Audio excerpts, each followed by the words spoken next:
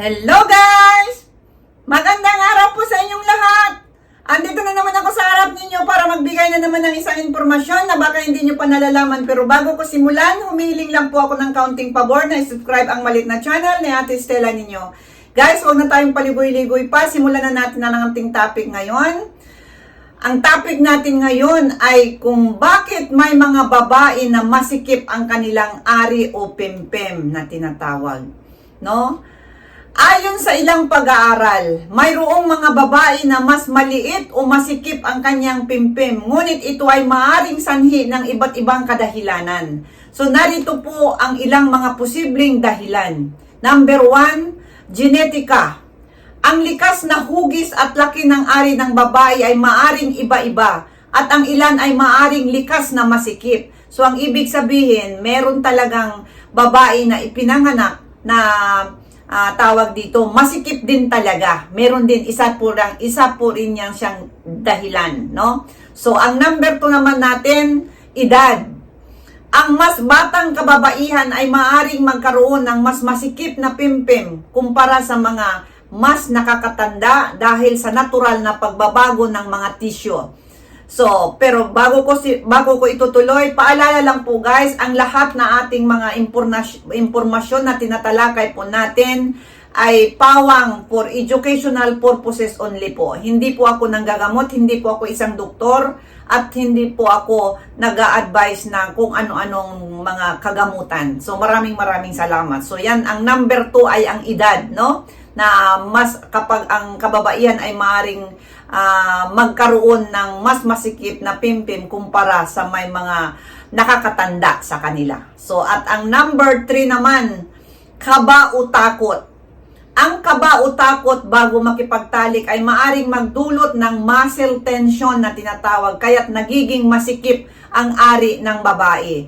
So, ang ibig sabihin, kapag nasa kayo sa kalagitnaan ng pagsisiping, kapag kinakabahan ka o natural merong ganun, di ba? Na yung sa sobrang minsan yung halimbawa unang-una mo pang makipag sa yung minamahal, nandoon yung parang kinakabahan ka. Nagkakaroon pala, nagdudulot pala yun ng muscle tension at lalong nagiging masikip yung kanyang bulaklak. So, ayon sa aking pagsaliksik, So, yan, kaba o takot. Pag ganun ang nangyayari, kaya nagkakaroon ng muscle control na sinabi ko kanina. Yan ang number 3. At ang number 4 naman, hormonal na pagbabago naman ito. Ang mga pagbabago sa mga hormone tulad ng estrogen ay maaring magdulot ng pagbabago sa elasticity ng mga tissue sa pimpim naman ito. So, yan po yung number 4, hormonal na pagbabago. At ang number 5 naman natin, regular na exercise. Ang pangkalahatang pisikal na aktibidad ay maaring makatulong sa pagpapanatili ng muscle tone ng pimpim. So, ang ibig sabihin, kapag meron tayong regular na exercise, talagang nakakatulong siya na mapanatili yung muscle tone ng ating doon sa pimpim natin. Kaya, so, mas maganda talaga siguro na may regular na exercise, para, kumbaga, mapapanatili natin yung natin doon sa ating pimpim. So, yan po yung number 5, regular na exercise. At ang number 6 naman, stress. Ang mataas na antas ng stress o anxiety ay maaring magdulot ng hindi sinasadyang paghigpit ng pelvic floor muscles. So, kapag may stress daw, ay talagang humihigpit doon yung pelvic floor muscle doon sa loob ng bulaklak natin. So, yan yung number 6, ang stress. At ang number 4 naman, sexual activity naman ito. Ang kababaihan na hindi regular na nakikipagtalik ay maaring makaramdam ng mas masikip ang kanilang pimpim dahil sa kakulangan ng regular na pag-uunat ng mga tissue. Siguro totoo ito. Kasi kapag ilang buwan, talagang sumisikip talaga yan. Karanasan din natin yan. So, ito may katotohanan talaga ito. Hindi lang to sabi-sabi, hearsay lang. Wala. Talagang may katotohanan ito kapag bihira o walang regular na pakikipagsiping. Yan po yung number 4. At ang number 6 naman natin, lack of arousal o kawalan ng pagpukaw.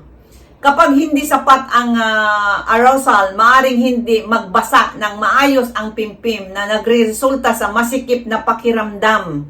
Yan po yun, no? Kapag kulang sa pagpukaw, hindi ka pa na lilibugan o yung mapukaw talaga ang iyong tawag dito, yung iyong sarili. So, maaring hindi magbasa, kaya nagre-resulta talaga na masikip yon. Ngunit, masakit yon. Yun lang po yon, di ba? Pag hindi nagbasa, talagang masakit. Kasi nga, masikip dahil kulang sa lubrikasyon na hindi ka pa nalilibugan, tapos biglang pidaso, kaya masikip yon. Nako, masakit yon. Yun lang yon. So, ang pagkakaroon ng masikip na area hindi palaging isang problema at karaniwan ay natural na katangian lamang ng isang katawan. So, yan po yung limang mga bakit ito nangyayari, no? Na sumisikip o masikip ang kanilang ari o ang pimpim ng ibang kababaihan. So, yan po ang ating topic ngayon. Sana nagustuhan nyo. At doon sa hindi pa nakapag-subscribe, humiling lang po ako ng kaunting pabor na i-subscribe ang maliit na channel ni Ate Estela ninyo. Pakiclick na rin ang notification bell para sa susunod. Updated po kayong lahat sa mga bago kong i-explore na mga hindi nyo pa nalalaman o mapagkunan nyo man lang ng kaunting idea na mapulutan nyo na kahit paano man lang, no? Maraming salamat sa inyong lahat. Ang lingkod ninyo si Ate Estela.